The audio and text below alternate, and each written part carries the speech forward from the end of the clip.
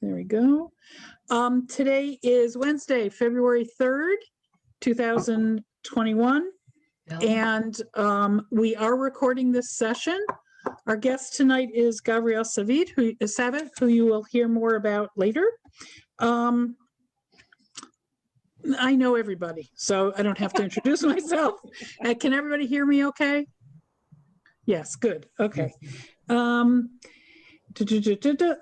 As always, you'll be able to find the recording in a couple of days on the BEKI website under the learning menu at the very bottom, online schmoozes. And so you can rewatch it because it'll be fascinating, or share it with your friends and promote this wonderful book. We will allow for questions at the end. Gabri? At the end? Yeah, at the end. Okay. We ask that everybody stay muted, so there isn't any distracting background voice noises while our guest is speaking. And then if you have a question or comment that comes up, as usual, if you will send that directly either to everyone or to me, but not the question, just the word question, question, just that word, or comment. And then I will take in order of those coming in, and that's how we'll call on people. I'm going to ask that, just to make sure that we keep the order fair and that I not miss anybody, please don't use the raised hand icon, because I can't tell who would have put theirs up first or second, and I really want to be fair about it. And in the meantime, I'm checking the chat constantly to make sure I've made a list of everybody's of everybody who wants to make do a question. So I'll ask you to just follow those procedures. And anybody have any questions about format or anything else?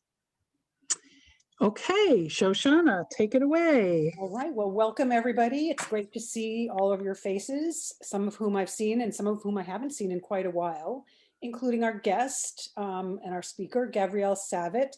And I was just thinking, as people were saying, oh, that's who you are, you're the tall guy. Like, I realized I knew nothing about you when you were at BEKI, except that you had an adorable baby and a lovely wife. I thought you were some kind of Jewish scholar, because you often made very, learned comments or questions. So that, so then when I started doing some work to do your introduction, I was like, oh, I had no idea. So let me share with you guys. Gavriel received a BFA in musical theater from the University of Michigan in Ann Arbor, which is where you grew up, I think. Yes. That's right. Yeah. And so he's an actor, and you performed in many productions, including Amazing Grace on Broadway. In addition, he is a novelist, and his first novel, Anna and the Swallow Man, was published in 2016 and made the New York Times bestseller list. Last month, Gavriel won the Young Adult Award for The Way Back, his current book that we'll be talking about tonight. This is his second National Jewish Book Award, after winning the Goldberg Prize for debut fiction for Anna and the Swallow Man.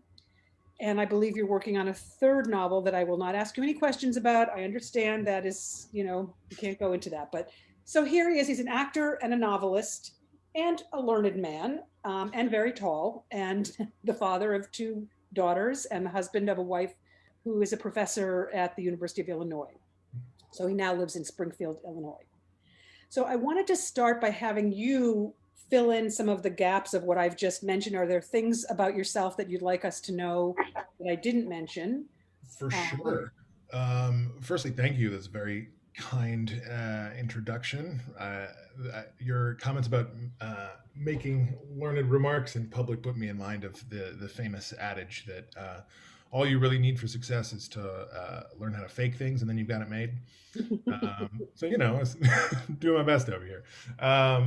So I came to writing in a very roundabout fashion. As you mentioned, I have a BFA in musical theater, which is not necessarily like the direct path to the literary life. I do, however, credit much of my artistic success to my training at the University of Michigan.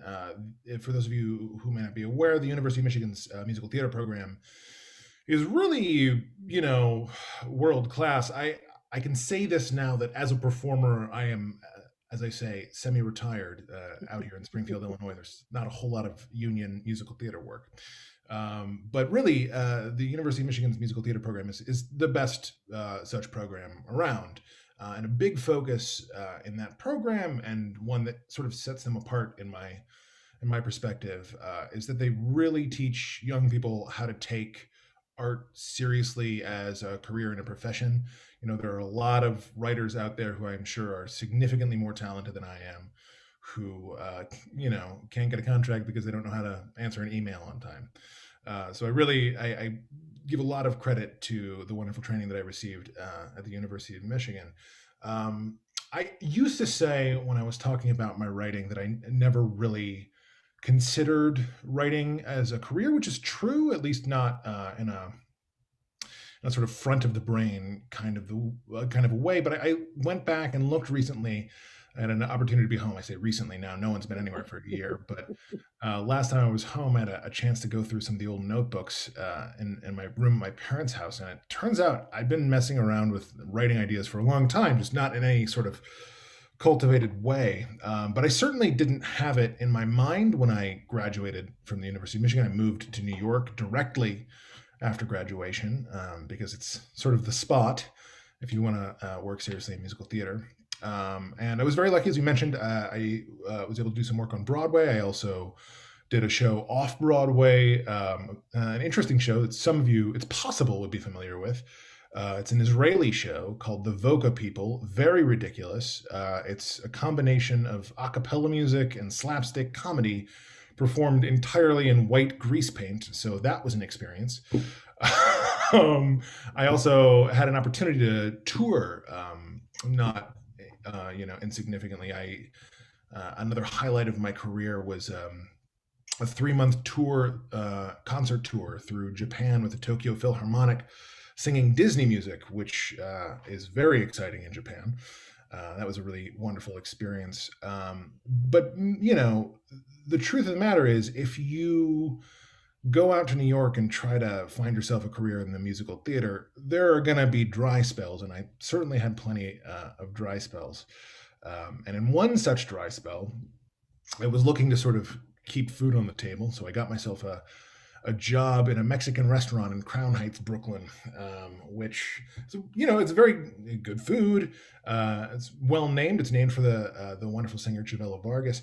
But if any of us were walking down Franklin Avenue in Crown Heights, we might look up at the sign above the door and ask ourselves why on earth they named a Mexican restaurant Javela's. My job there was to sit in the basement at the world's smallest desk. And as we have remarked, I am not the world's smallest man. To sit genuinely, I don't think my knees fit underneath this desk. It was in the prep kitchen. My job was to answer the phones for 7 hours at a time and put the delivery orders into the system so they could be delivered to the people, out there longing for their tacos. So needless to say, I became bored. And so I started thinking about what I could do to sort of keep my artistic inclinations activated. And so I started thinking around that time. I've long been a devotee of podcasts of one sort and another.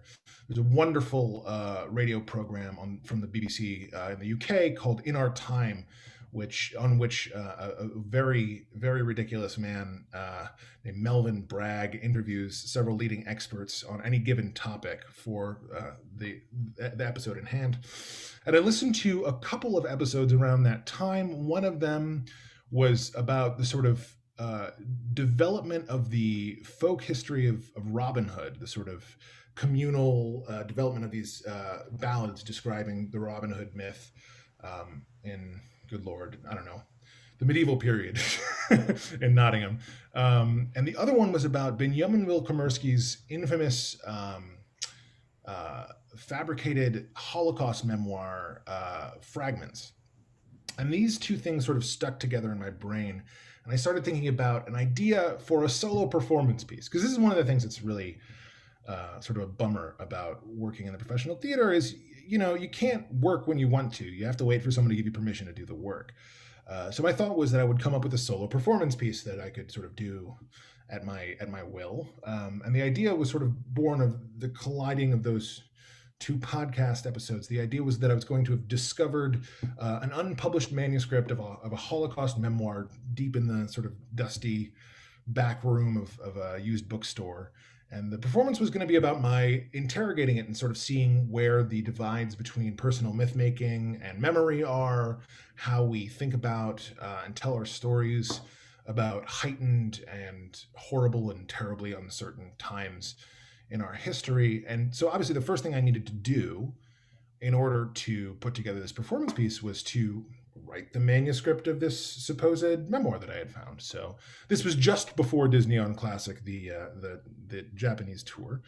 I sat down, I banged out this thing. It took me about 5 weeks to put this thing together. And I handed it when I was done to my then girlfriend, now wife, Livia. And she took a look at it and she was like, "This is a novel." And I was like, "You're ridiculous." I put it in a drawer, went off on tour to Japan, came back, took it out of the drawer, realized, as we all should realize early on, that my wife is always right. um, and so, that led me down the road towards getting in contact with literary agents. I happened to land with a really wonderful agent in Catherine Drayton at Inkwell Management. She's a force of nature.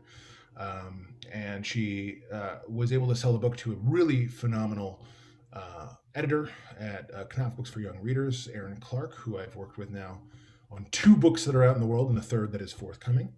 And that's the way that I sort of fell backwards into writing. As you mentioned, Anna and the Swallow Man, which was that first book, came out in 2016, and it was around that time that I was having my experience on Broadway and realizing that you can get the things that you thought you always wanted and still be pretty unhappy with them.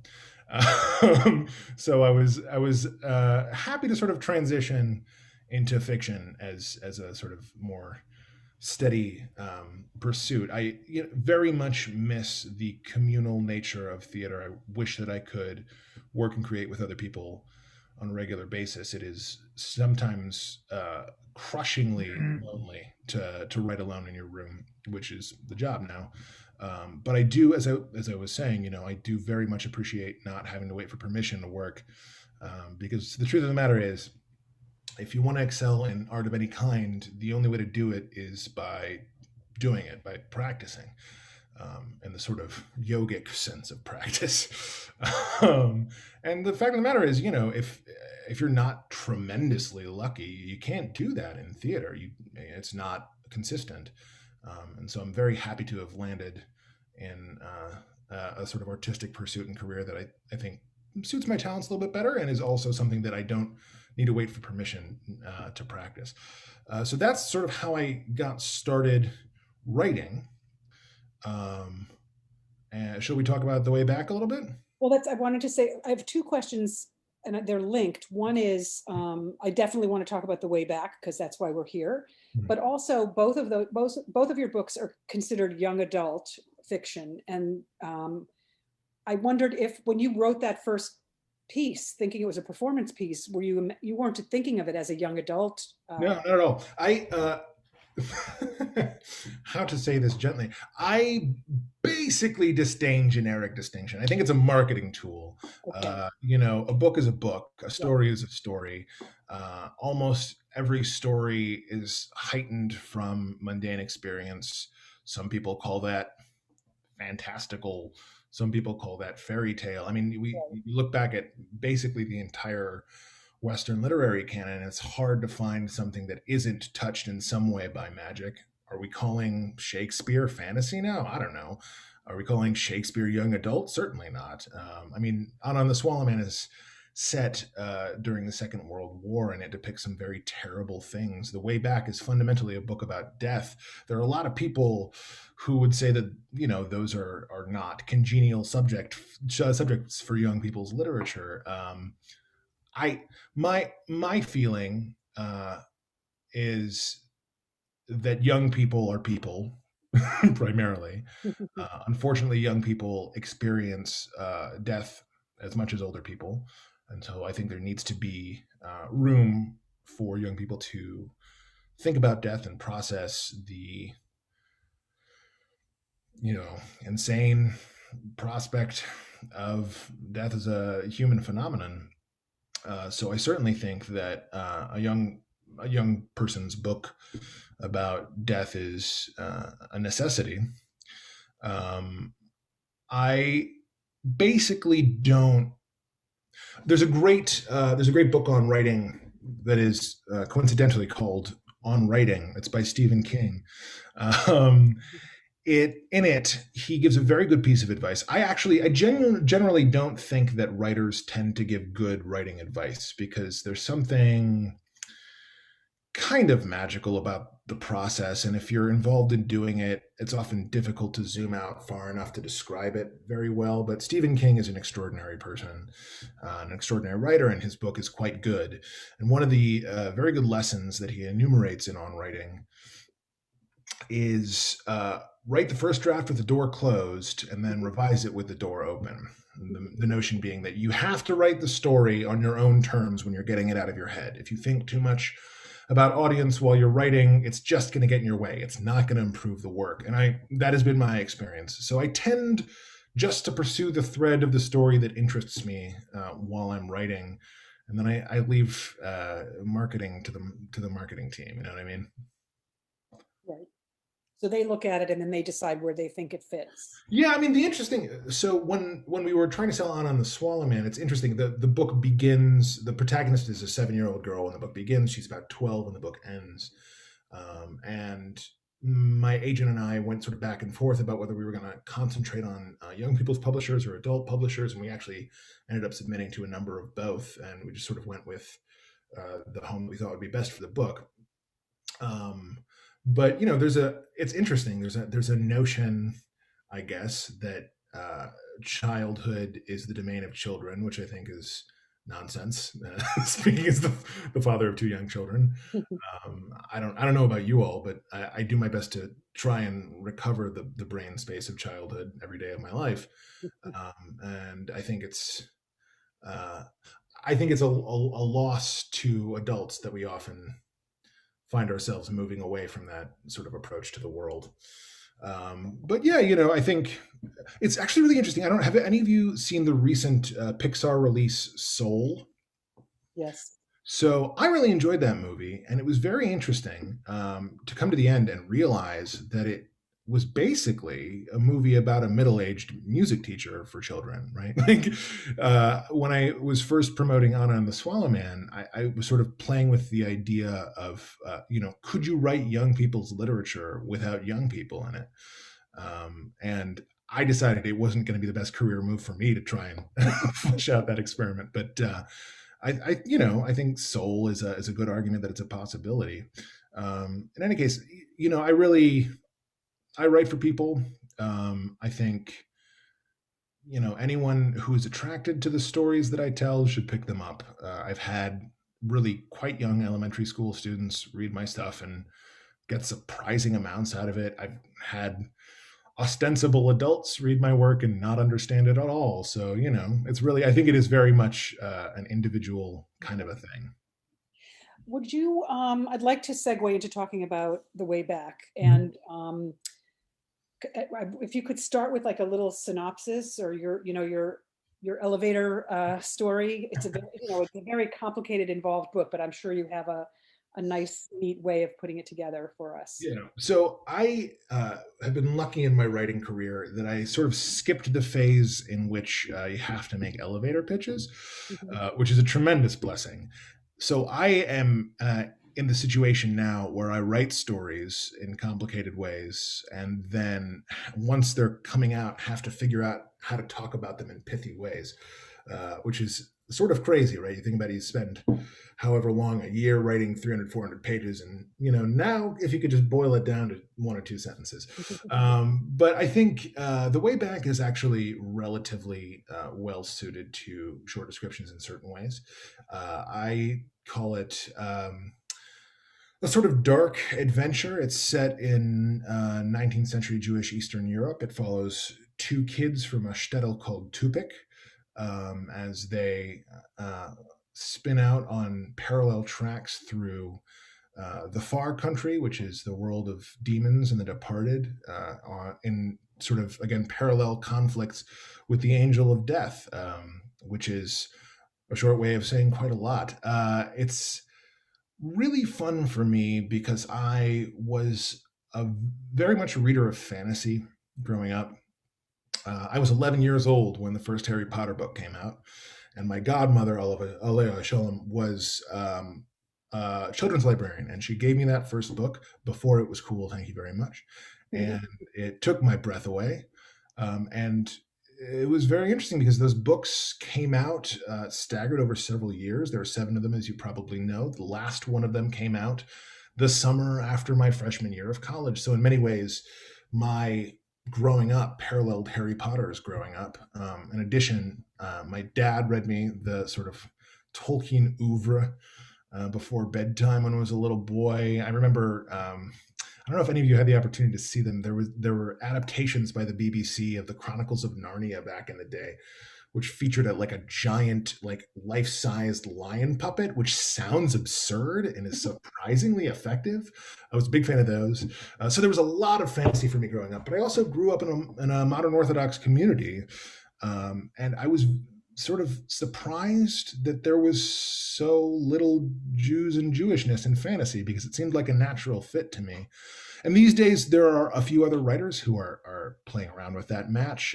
Naomi Novik has a very interesting retelling of the Rumpelstiltskin story from a Jewish perspective called Spitting Silver. And the same year that Anna and the Swallow Man came out, Adam Gidwitz put out a really interesting little book called The Inquisitor's Tale that basically sends 3 extraordinary 13th century kids chasing down a copy of the Talmud. So there are some other people who are playing with Jewishness and fantasy, but I really wanted something that would have spoken to me as a little kid.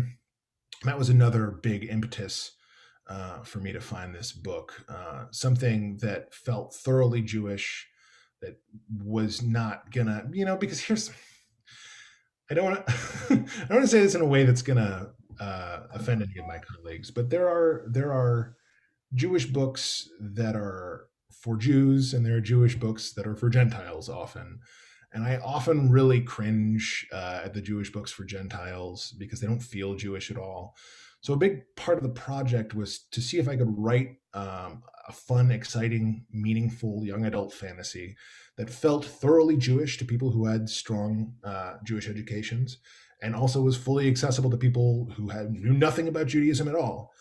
It seemed to me that it was actually a pretty good opportunity to do that, because one of the things that we do when we pick up a fantasy is we say to ourselves, okay, what are the rules of the society into which I'm entering, right? Like, we expect unfamiliar names. So I can put down Moshe David, and, if you're a corn farmer in Nebraska, what's the difference between Moshe David and Legolas? You know what I mean? Like, you learn a new name, fine. So that was an interesting part of the project for me. Did you research things like, there's a lot of stuff about demons and demonology, and at one point I think I looked up Dantalion, is that the name of the? Yeah. Because I thought that is a very odd name. I've never heard it. I wonder if this is just something he made up. And I found out, no, indeed, he's like, it's a thing. He's a demon. But did you know all this, or did you do research specifically for the book? So I am a library addict. When we are not in COVID times, my absolute favorite thing to do is to go and spend several hours pawing through a library. So you can imagine my year in New Haven was a great year. The first thing I do when my brain starts to get tickled by an idea for a new project is to sort of tear through all the research I can get my hands on. I mean, I'm not an academic. I don't, make citations. I don't note down influences, but I just try and marinate my brain in the sort of various areas and subjects that I'm combining into a particular novel. So I did a lot of work on demonology. I also went back and actually we were talking about audiobooks earlier.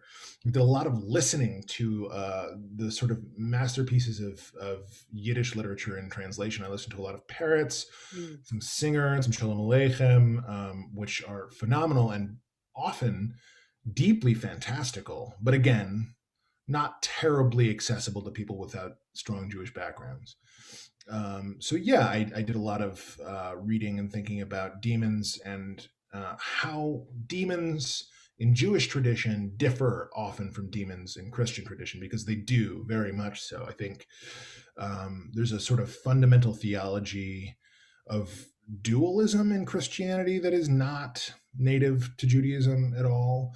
There's a notion often, I think, that, in Christianity, there's God and there's the devil, and they're kind of at odds, which is not how Judaism sees demons at all. I think Judaism tends to view demons as something much more akin to the fairies of the British Isles, actually.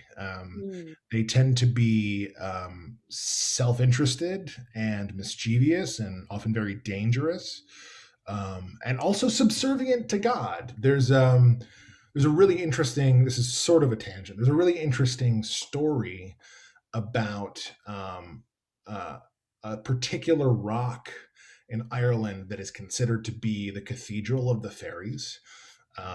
So there are lots of stories, certainly of fairies, that indicate that they're subservient to God. Then, of course, in Jewish thought, and particularly in Hasidic thought, which are often coterminous but not always identical, there are a lot of visions of God as panentheistic, sort of identical or sort of congruent with the universe. So in a vision like that, anything that exists is to a certain extent derived of God.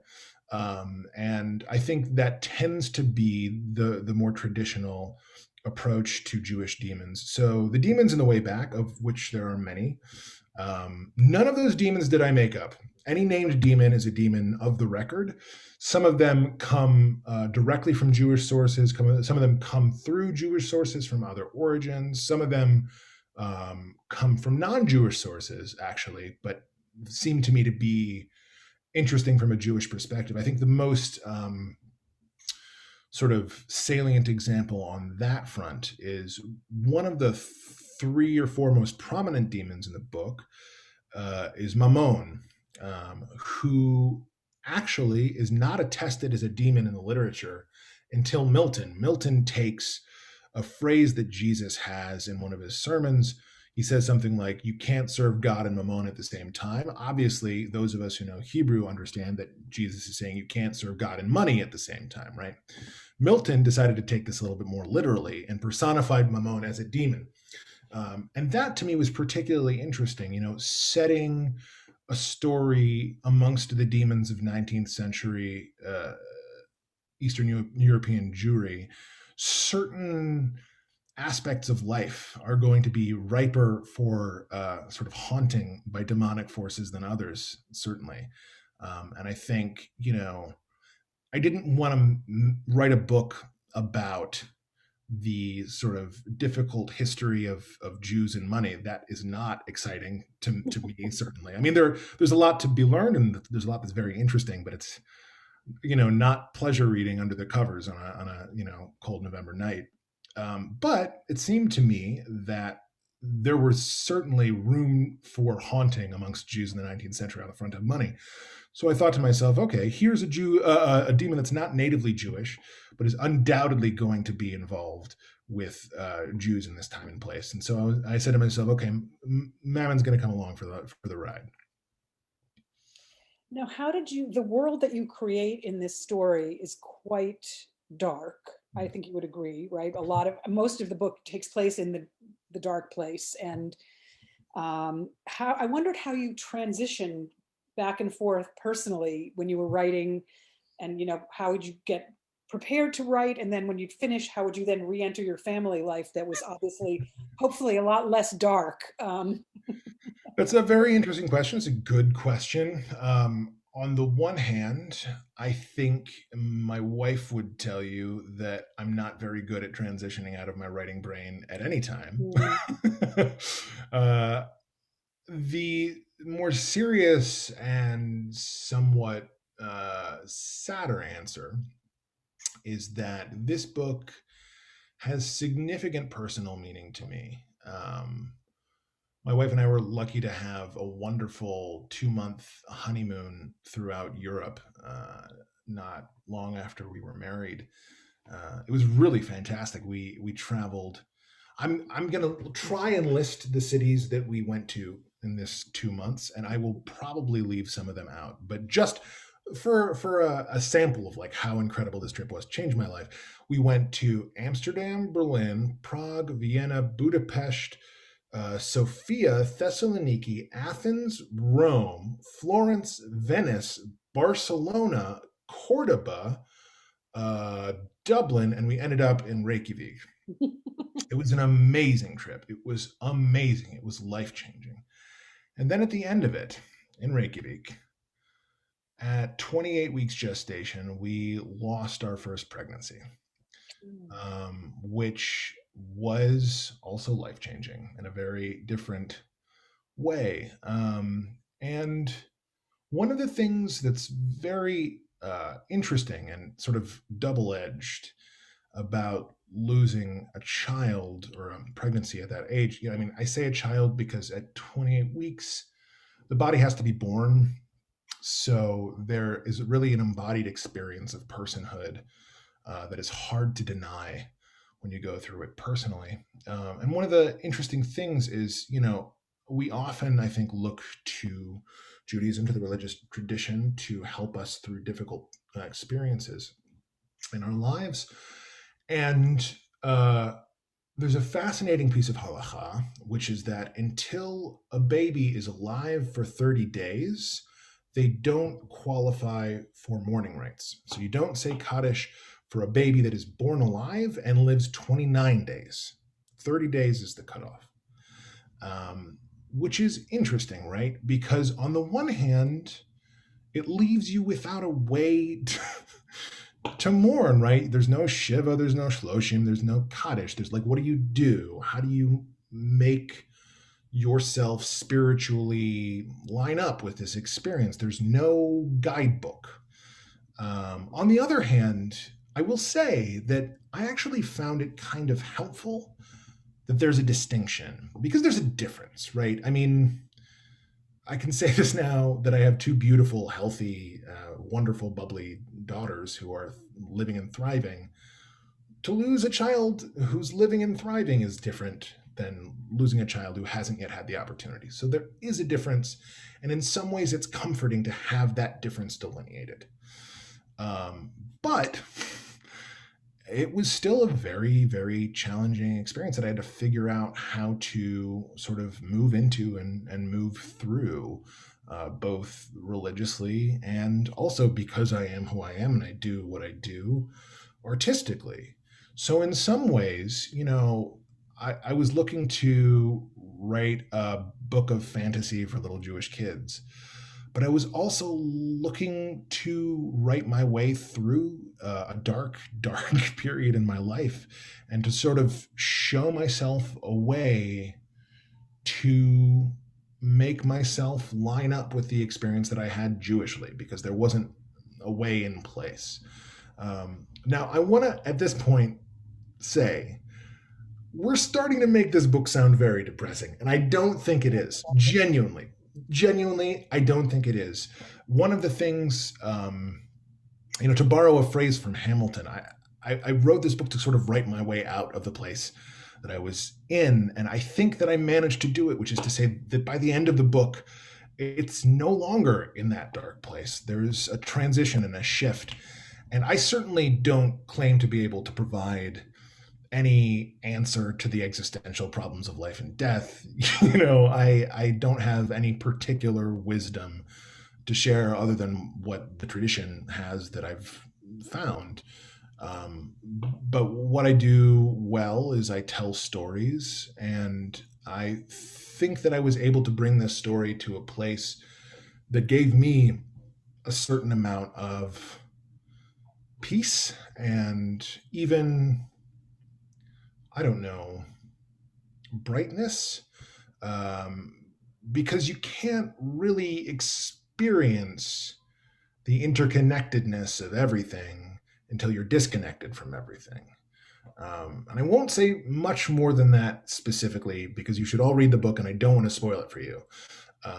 But if you are worried that it's going to be one of those dark, depressing books, you should not worry.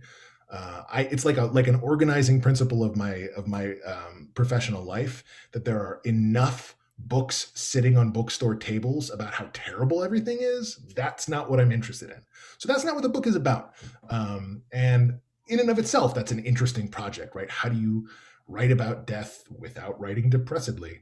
And I hope, I believe that I succeeded in I doing think you did succeed because I think even though there is death in the book, there are literally characters who die, and then there's the angel of death, and the main characters are so resilient and meet so many challenges with so much energy. And it like you were just saying, it puts together the natural, how death is a natural part of life, but that life is what we're doing here. it. Mhm. And you can really feel that. And the feeling you get is not one of depression, but it is definitely, you're like in a world that's kind of scary for a while. For sure. And I want to say, actually, as we talked a little bit earlier about young people's literature as a concept, my feeling is that young people like the scarier stuff more than they like the safe, tame stuff. One of my favorite books, we're also talking about Jews and fantasy. One of my very, very favorite books that could conceivably be called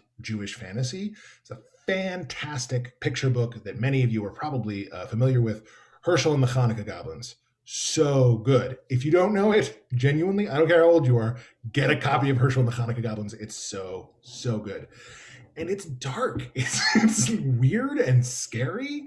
And that makes the sort of safe passage through it all the more electrifying and all the more instructive. And I certainly found in my reading as a kid that the things that I was attracted to were the sort of the ones that were going to scare you just enough. Mhm. So that's the needle that I'm trying to thread there. Excellent. Well, you definitely succeeded for me anyway. I'd like to open things up to questions because I think there are already at least a couple of questions from other folks so that I don't get to hog all the questions. Unmute. Yep. So our first question is from Isaiah. So Isaiah, you're already unmuted. Okay, go ahead. Well, first of all, I have not finished the book, but we read. I think we're like we're at the climax of it. It seems like, and I'm loving it. And I was also struck by the demonology, and wondering where the sources are for that. I mean, it seems like you've already said that it combines. It tries to make more Jewish some non-Jewish demons, and I don't even know where in Jewish literature the demons come from. So can you say something about that? Certainly. So they're all over the place in lots of different corners. There aren't really demons in Tanakh, but you don't have to get far into Talmud before you hit them. In Brachos, which is right up front there is a sugya that describes a spell that should be undertaken if you want to see the demons. This is after a little comment, I forget the rabbi, who mentions that the number of demons in the universe are 11,000 to 1. There are 10,000 demons on one hand and 1,000 demons on the other side. They talk about the fact that there's actually a really great little image. They say, how do we know that there are demons in the world? Because the sages who sit in the base midrash all day come away and their clothing is still worn. How can their clothing be worn when they're just sitting at a table all day? It's because the demons are rubbing up next to them trying to see the page. And there's in fact a weird, wonderful spell in Brachos for those people who want to see the demons, right? And I'm just going to get out ahead of this. I don't suggest that anyone does this. It's a very sort of convoluted procedure that involves burning the afterbirth of a firstborn black cat born to a firstborn black cat, and then you're supposed to take it and like put it in your eyes. It's crazy. But the answer is you really don't have to go far into Jewish literary sources to find an attestation of demons generally. Now, what constitutes a demon in Jewish sources is an interesting question. I think a lot of them tend to come from external cultural input. So another one of the sort of main demons in the way back is arguably, I think, the most famous Jewish demon, Lilith, right? Lilith, I believe, in the Jewish literary canon is first attested to in the alphabet of Ben Sira, which I have not, full disclosure, read in its entirety. But my understanding is that it's a sort of satirical document.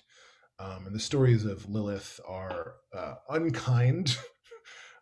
I don't think they would probably align with most of our political perspectives. But the really interesting thing is that the conjecture is that Lilith is a derivation of an ancient Near Eastern deity. Lilith, I believe, is a few places in Tanakh, the word, and it's often translated as screech owl. And my understanding is that there was a sort of cult deity who was modeled after a screech owl, who was this sort of fearsome goddess that made her way into, probably during the Babylonian exile, Jewish sort of thought and oral folklore. And because we have, wandered amongst, we've slept in the bedrooms of many other peoples throughout the course of our history, we sort of accrete these semi-divine, non-divine, marginal figures around us, and the places that they tend to land, because we have this lore about so many demons existing, is in demonology. So there are lots of different places that you can find demons in traditional sources, as far back as the ancient Near Eastern sources, and certainly all the way through the beginning of the 20th century. One follow-up also is Herschel and the Hanukkah Goblins is a fantastic book. Isn't it wonderful? It's so good. Thank you, Isaiah. Right now, I don't have any other questions lined up, but I have a question. I'm curious. I guess I'm curious because the books have been categorized as young adult. This one in particular, have you done any talks or presentations with younger people who have read the book? And if so, what's been their reaction to it, emotionally, intellectually? And has there been any difference if you've spoken with Jewish youth as opposed to non-Jewish youth about it? In other words, is there a difference in the way they're experiencing the book? And are you finding that youth in general are experiencing it much differently than adults who are? That's a very good question. So, as is the case in almost every avenue of human endeavor, COVID has really messed things up for those of us who are releasing books. So most of my promotion has been on Zoom, where in other years there would undoubtedly be school visits, which is most of where I interface with younger readers. So I haven't gotten very much opportunity to talk with younger readers, and the one opportunity that I can call to mind was before the release of the book, actually. There was a significant sort of industry-wide printing delay not long before my book was released. It was originally slated to be published in September, rather. And it was pushed back into November because they just couldn't print the copies in time. When COVID hit, there was a big scramble. People were deciding what was going to be released when, so a lot of things were pushed off, like hoping beyond hope. Do you remember those days when we thought COVID would be done in like a month and a half? In any case, so I had some promotion lined up before anyone really had gotten to see the book, and so that's the only instance I have of talking to young people about it directly. I will say, of course, it's going to hit differently with kids than adults, and of course, it's going to hit differently with Jews than non-Jews, and of course, it's going to hit differently with Jewish kids than non-Jewish kids. I mean, the example that I can most easily point to in this line, in terms of like books that work both for Jews and non-Jews, is Chaim Potuk's The Chosen, which a lot of people read. And when I read it in high school, it was like, what are these going to think about this book? Like, what do they think is going on? And by all accounts, they also enjoy it very much and understand what's happening and really get something out of it. I can't tell you precisely what it is because my experience is fundamentally different, but that's also kind of how literature in general works, right? It's one of the glorious and terribly frustrating things about writing for a living is, I put down a thing, I make sure it's as clear as I can possibly make it, as specific and evocative as I can possibly make it, and I throw it out the window, and someone picks it up and they're like, what is this nonsense? It doesn't make any sense at all. Well, that's because, you don't have the tools or whatever. So every individual reader is going to have a fundamentally different experience of any given text. And that seems frustrating, and it is to a certain extent, but it's also glorious. That's the whole, it's a sort of simulacrum of the way that we move through the world in general, right? Like no two people experience the same thing in precisely the same way. So I try not to let it bum me out too much. I have one other question quickly, which is anybody hitting you up for movie rights? Because I haven't, I haven't read Anna, and I've only read part of The Way Back, but it seems to me that this is wonderfully visual, that both novels are wonderfully visual. And I will say this. I will say that I cannot answer your question. All right. Well, that's good. But I'm not upset about it. Okay. Isaiah actually has another question for you. Yeah. Shoshana probably covered this, but where did you grow up and what is your background, as a Jew? I grew up in Ann Arbor, Michigan. I'm a proud Wolverine from the get-go. And I grew up attending. Thank you very much. We try and make a nice balance between old blue and go blue in this house. So, I grew up in the Ann Arbor Orthodox Minyan, which for my entire life has been meeting in the Hillel building on Hill Street. And I, being this kind of kid, thought that they named Hill Street after Hillel. Like that's, I grew up going there. But yeah, I grew up in a Shem Shabbos family. The Ann Arbor Orthodox Minyan is wonderful. It's of a dying breed. It's ostensibly Orthodox. I don't know what Orthodox actually means. Sorry, Barbara. There are certainly on the liberal end socially, which means they're also sometimes on the liberal end religiously. They're very traditional. The long story short, is a wonderful place to grow up. Serious, and I grew up under a wonderful rabbi whose tenure actually almost perfectly matched my living in Ann Arbor, even with one sort of long stretch away. He started there in 1987. I was born in 1988. I grew up there. I went off to New York. I was off for several years. I actually moved back to Ann Arbor after my honeymoon, and I was there for about a year and a half, and he retired literally the Shabbos before we left town. A very, very erudite, learned man named Rabbi Rod Glogauer, who I was privileged to grow up listening to his sermons. It was a really wonderful place to grow up. It's just a small enough community that everyone really knows each other, and just large enough that everyone doesn't like immediately stab each other in the back. It's a very, very nice show to grow up in. Thank you. Thank you. Marga.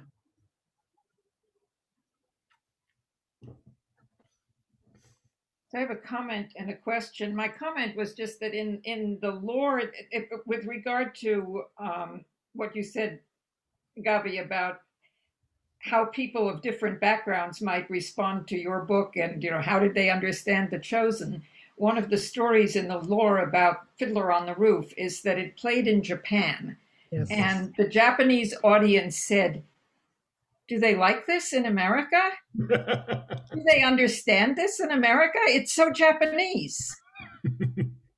Yeah. So, I think when you write universal truths, they're universal. All we can do is aim for universal truth. Yeah. So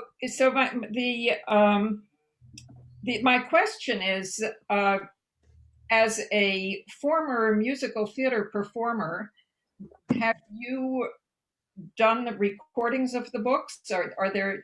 I know that they're available on Audible. Are you the reader? I am not the reader. Both of the books are read by a tremendous English actor named Alan Kurtguner, who probably your best shot at really. He does a lot of small parts in film and television.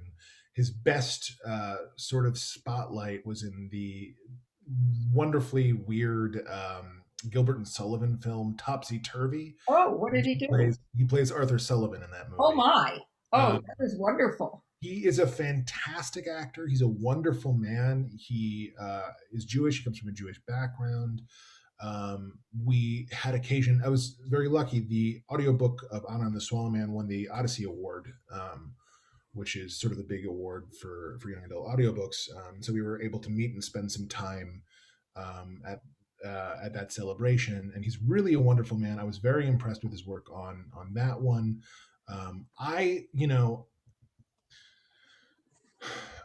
Early on, it was considered whether or not I would read the audiobooks. I would have enjoyed it, I'm sure. My immediate impulse was not to, because I wanted to be able to listen to them. And listening to yourself read an audiobook is like watching yourself shower. It's weird, you know.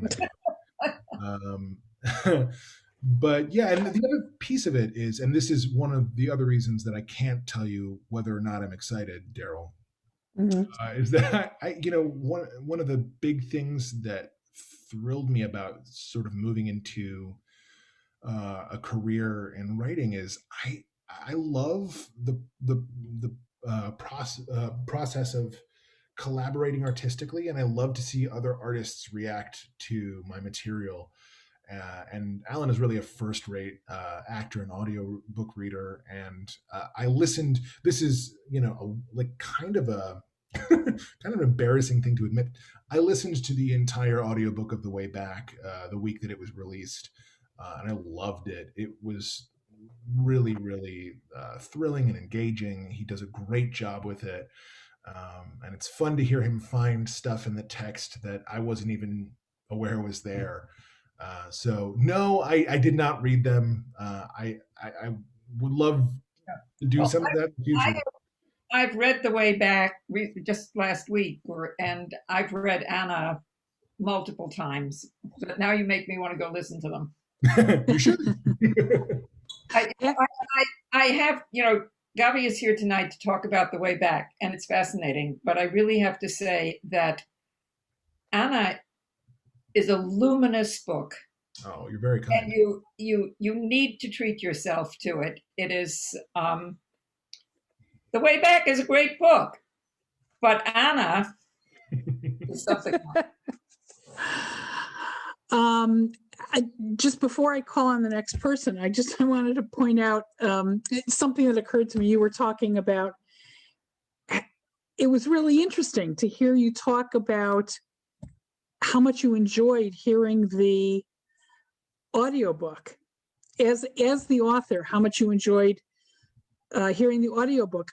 Although I have listened to books, I have found that with some books, there's something about the way they're read that puts the reader's own spin on it that I resent. So I just have to stop listening and go back to the reading myself so that I can experience it through my own experience. And I remember the first time that happened to me, and I found it so annoying, thinking, wait, that line could mean other things, and because of the way it was delivered, it doesn't leave me a choice but to hear it in that way.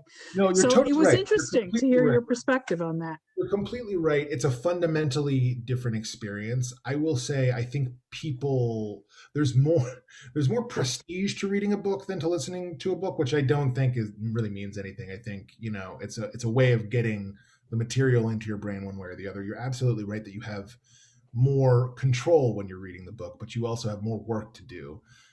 And so I think you can make a Yeah. case for either, and optimally, particularly if they're my books, and particularly if you buy both, you could do both.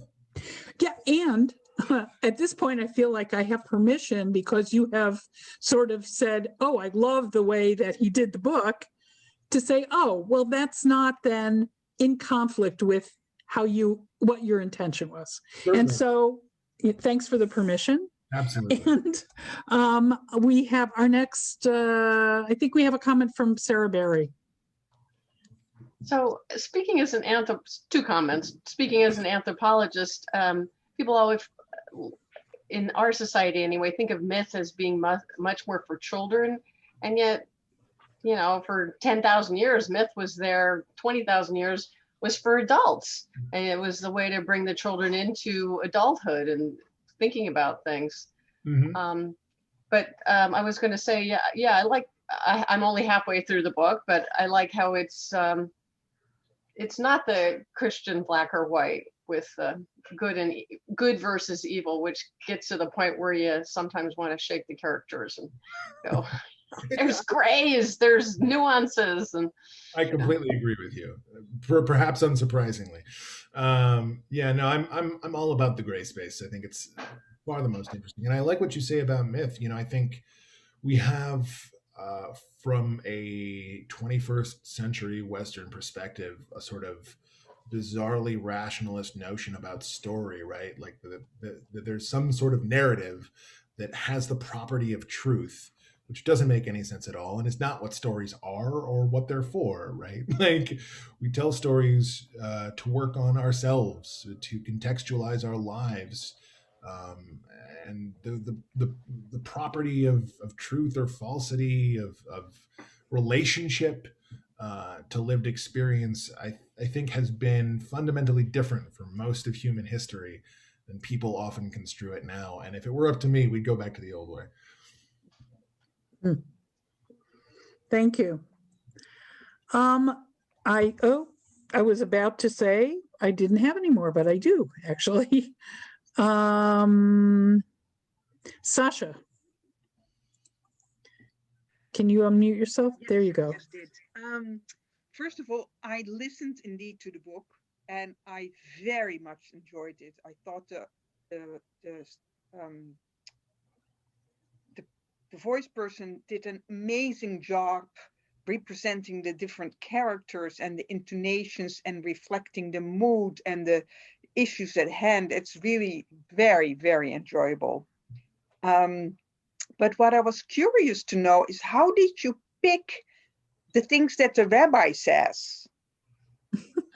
Yeah, so this was fun for me. As I mentioned earlier, I was a big reader of fantasy when I was young, and one thing that has always bothered me about Harry Potter, there are plenty of quibbles to be made, not least of which are about the author, but one of the big quibbles that I have about the book is that the magic words are all in Latin, which seems kind of ridiculous to me, for any number of reasons, not least of which is that, like, are all of these wizards Catholic? Like, what's going on over there? I'm not going to be, casting spells in Latin.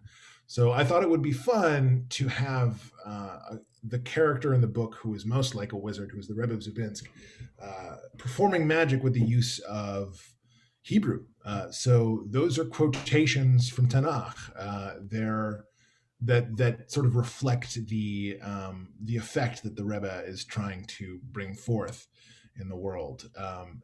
A little, because you mentioned that you listened to the audiobook, I cannot tell you, I think it was 5 or 6 times, how many times I went back and forth with the audiobook producer making recordings, because not only was I reading them for them in Hebrew, I was reading them in a Hasidic Russian accent, right? Like it couldn't just be any, like he's not going to sound like an Israeli, you know what I mean? The Rebbe of Zubinsk. It's got to be a very particular sound.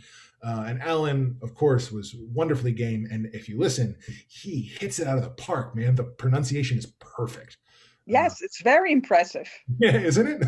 Yeah, it's really impressive, and it's so like right on. It's like I could really, like I pictured it in my head, standing there in the street and rising up from his bed, and it's just like it's really phenomenal. Fantastic. I'm so glad. Yeah. So you made up no, you found the text, you said. Yeah, those are quotations from Tanakh. So how did you know to find them? So I would like to pretend that I have a full and encyclopedic understanding of Tanakh. The truth of the matter is that now is the best moment in human history to be an artist, because there are websites where you can go in and search the entire biblical corpus by keyword.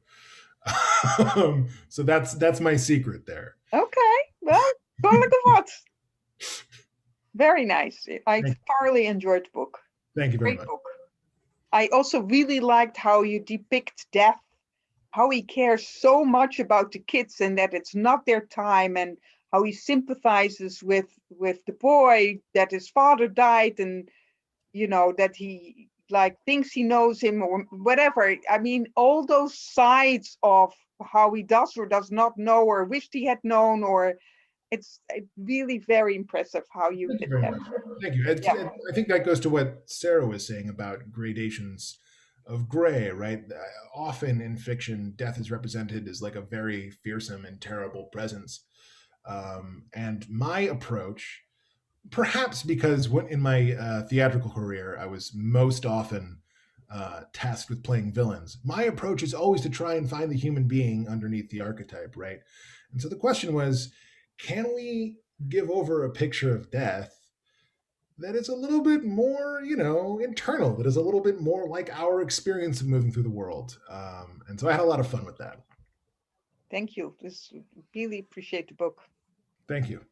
Thank you, everybody, very much for your questions. Shoshana? You're on mute. Your turn. Thank you very much. And thank you so much, Gavriel. It was really wonderful to hear all of the nuance and the process and how you came to write this book. And I'm also very excited that so many people in our group have read the book or are reading the book. And so, when your next one comes out, we're going to have to do this again because we're absolutely next year in New Haven. That's right.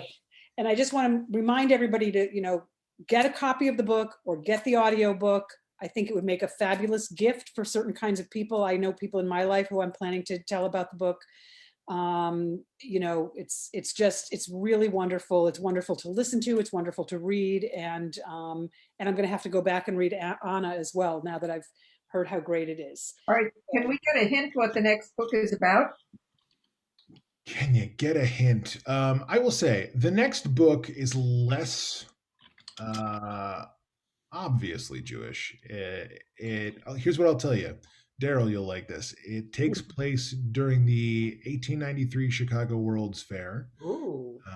And it's a story of magic and mystery and possibly murder. So check that out. All right. Okay. But meanwhile, enjoy this book. Yes.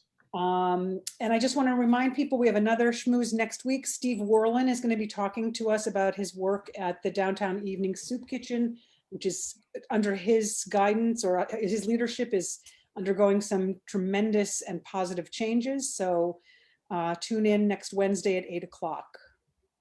Anybody else have any announcements they need to make? Yes. In conjunction with that, I just want to remind people that this is the first real Sunday of February. And so we have a food drive this Sunday.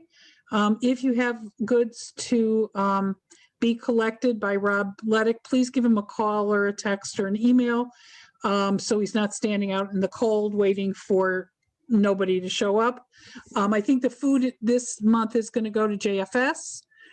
And then next month, toward the end of the month, right before Pesach, I think it's been moved to the Sunday before Pesach, the food drive, so that as you clean your kitchens for Pesach, please keep in mind that anything that's not open that you can purge and bring for the food drive and clothing drive.